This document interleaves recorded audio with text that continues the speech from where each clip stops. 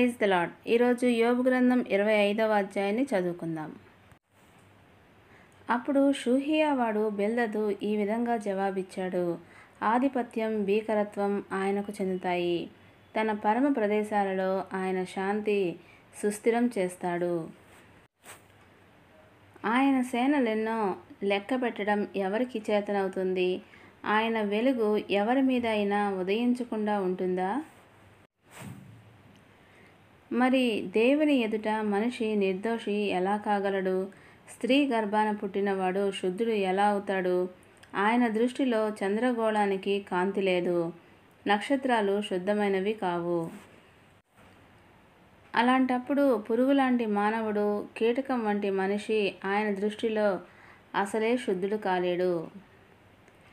దేవుడి పరిశుద్ధ వాక్యమును దీవించునుగాక. ఆమెన్.